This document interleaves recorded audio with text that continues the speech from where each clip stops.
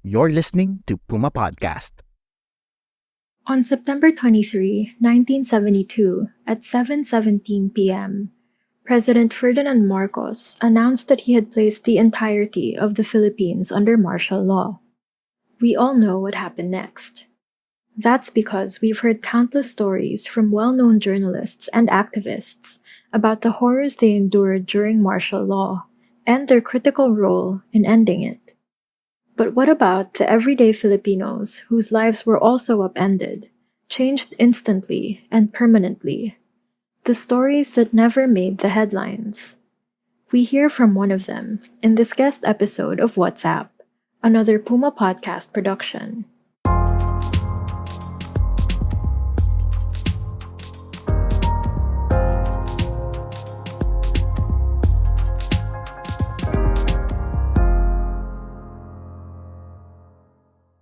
We're getting out of the way of the people who were actually there, because their stories are too precious to lose. We hope that their experiences will move you as much as they moved us. Welcome to WhatsApp, Araling Panlipunan Rebooted, the podcast that looks at Philippine history with fresh eyes. I'm Siege Tantenko, reporter and history nerd. And I'm Sab Schnabel, a historian and a comedian who has worked for Carlos Saldran, the National Museum of the Philippines, and the Guggenheim in Venice. We want to warn you that this episode is a little more serious and a little more violent than our usual fare. This story is important to tell, but it may be upsetting to listen to. The first voice you'll hear is that of Nilda Fulion, a retired school teacher. Nilda was the first of a group of martial law survivors to approach us when we reached out. Ako si Nilda Jocada Pulion, isang dating guro, pero bago ako naging guro, naging political detainee. Okay, high school ako. Yung exact moment na dineclare martial law, I just clearly nasa isip ko pa yun. Parang kahapon lang na nangyari yun. And I was standing in the middle of the street.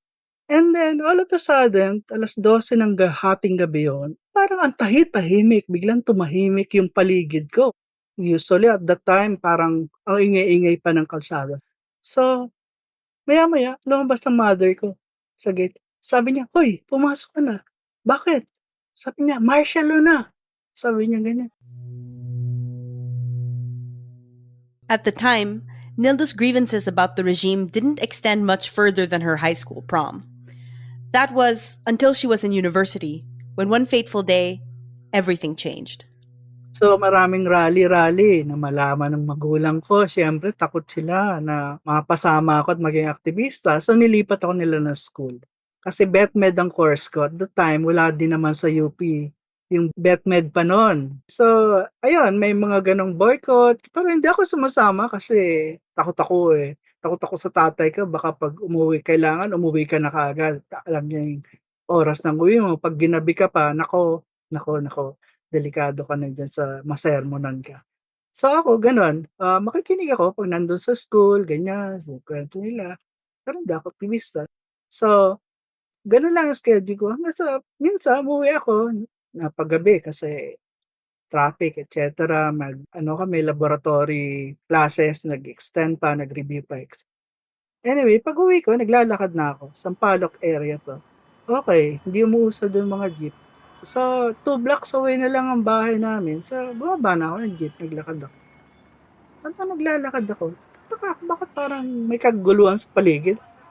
Hindi ko pinapansin. Hindi naman ako, ano ba to meron? Bakit parang ang daming tao naglalakad, whatever, basta lakad lang ako. Maya-maya, bigla na lang may humawak sa left and right na braso ko. Yung hawak talagang mahigpit ang kapit, ganyan. Di ako, sabi ko, bakit? Hindi, wala akong ginagawa. Tapos binuhat na nila ako kasi ayaw kong lumakad eh. Anong nangyayari? Sabi ko ganyan. At hindi sila umiingi. Bakit to? Bakit? Sabi ko, dyan lang kami nakatira. Niyo ako. Dyan ang mama ko. Sabi ko ganyan. Then malapit lang bahay namin kaya ako naglalakad. Kasi traffic. Hindi umuusad yung sasakyan. Hindi, estudyante ka eh. First time na dinig ko dun sa mamang sumunggab sa akin. Hindi, estudyante ka. Estudyante to, kasama to sa rally. Sa rally? Sabi ko, hindi, wala. And sabi ko, naglalakad lang ako pa uwi. Sabi ko, hindi, kasama ka sa rally. Sabi ko ganyan. Sabay binitbit na ako. Tapos may sasakyan na white van. Tapos hinihagis na ako sa loob. Tapos nung hinagis nila ako sa loob ng sasakyan, may iba pang mga tao doon sa loob. Tapos mukhang mga estudyante. Sabi, ayan, isa pang estudyante, rallyista, aktivista. Sabi, hindi ako makaimik. Kaya mo yung shock, yung nasa isip ko, kinidnap ako, ipaparansom ako, yung mga ganong. Nilda was isip taken na to a secret sabay-sabay na location, ako. all the while thinking, Patayin kaya ako dito? Ano kaya? Makita ko pa kaya ang magulang ko? Ang isip, baka rapin ako, whatever. Hanggang sa finally, nung tumigil yung sasakyan, may nag-iiyakan eh. Saka ko lang na-realize na pulis pala yung mga kumuha sa amin. So, nung tumigil yung sasakyan, nabasa ko, nakalagay, Western Police District. Police? Bakit? Bakit to? Ano bang ginawa naming krimen? Bakit na kami dinala dito? Naglalakad lang ako pa uwi. Ano bang ginawa ko? Hindi, aktivista ka, estudyante ka, aktivista. So, yun, imbestigahan na kami. Binawa lang, walang mag-uusap, sinabihan kaming ganyan. So, siguro, ano na lang yung binaba na lang nila kami doon sa Western Police District.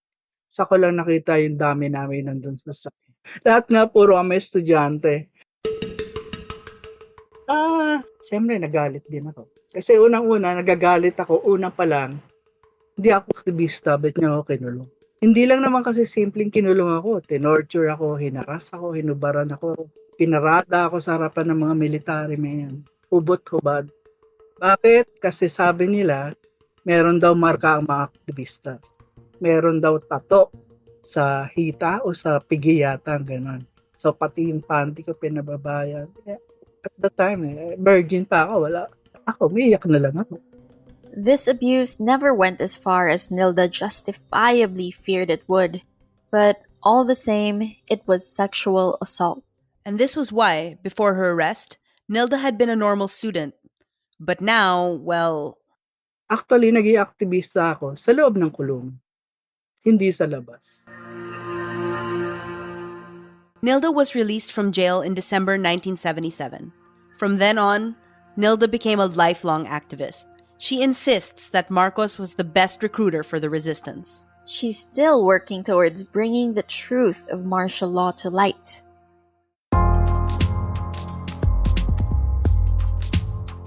If you want to learn more about Philippine history, heritage, and culture, follow WhatsApp wherever you get your podcasts. I'm Bella Perez Rubio. This episode is produced by Jin Garcia and edited by Joe Salcedo and Pidoy Blanco.